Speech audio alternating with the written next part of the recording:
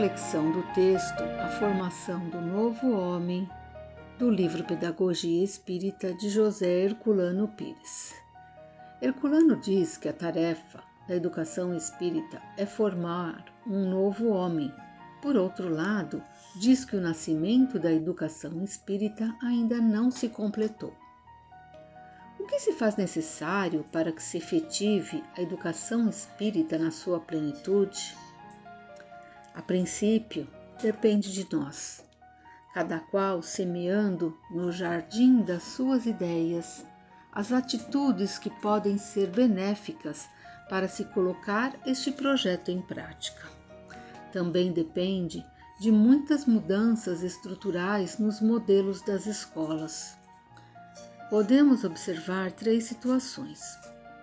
1. A escola religiosa tradicional, que considera a dimensão espiritual do homem, mas, além de ser elitista, porque na maioria das vezes paga, arrisca-se a ser doutrinante, quando assume a sua confissão de maneira dogmática, e assim opressora do raciocínio crítico e pedagogicamente conservadora.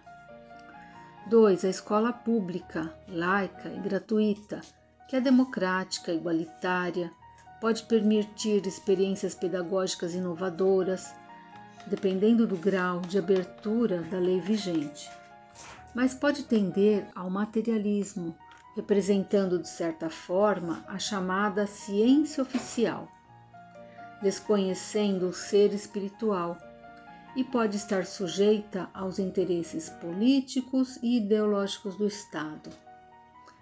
3. A escola privada, em que muitas vezes se sobrepõe aos objetivos pedagógicos o interesse do lucro, tornando-a ambiguamente exploradora e escrava da clientela. Aliás, quando a escola particular considera o aluno como cliente, já diz muito de sua ideologia.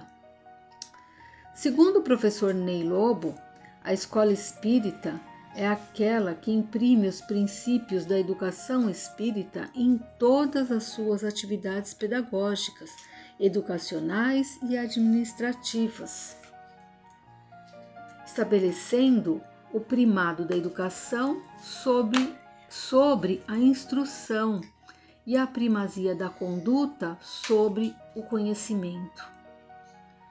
Nós percebemos que necessita de muitas mudanças nesses 3 modelos de escola. No texto do livro da Pedagogia Espírita, Herculano Pires, ele cita 2 pedagogos estrangeiros, um francês, que é René Hubert, e um alemão, que é o Kinschestein, como referência para a contribuição dessas mudanças.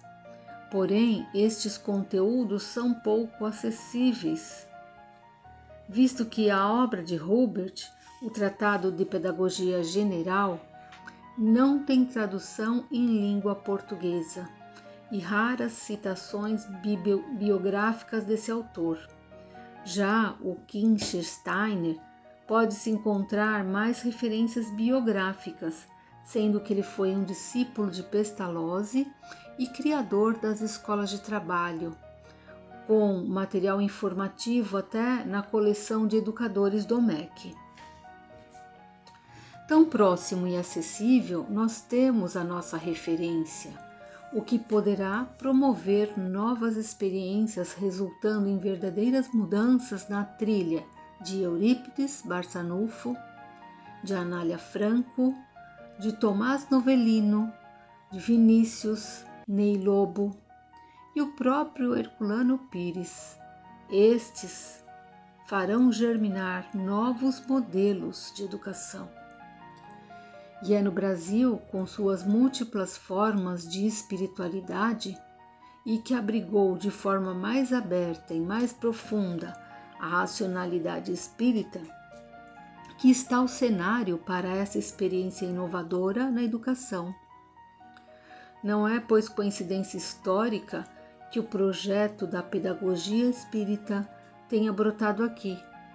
Trata-se de educar o homem integral com racionalidade e espiritualidade, com sentimento e espírito científico, com capacidade estética e habilidade profissional, para realizar-se a si mesmo, a ser útil à humanidade, cumprindo sua tarefa existencial e não meramente para servir a interesses de mercado ou interesses políticos alheios, extrínsecos à sua felicidade e à sua realização como ser humano e divino. É resgatando a sua dimensão espiritual do homem que poderemos restituir ao indivíduo a sua autoconfiança, a convicção de ser autor no mundo e não mero joguete de forças políticas ou econômicas. A sensação de impotência e inadificação que paralisa muitas vezes a ação humana no mundo pós-moderno só pode ser afastada pela certeza de que somos de fato, porque somos para sempre, e isso que resultará a formação do novo homem. Então, nós temos que saber, ter a certeza de quem nós somos de fato, por que nós estamos aqui e para onde nós vamos. Isso com certeza irá nos afastar desta impotência e dessa nadificação que leva as pessoas a ideias materialistas e de adesão ao materialismo.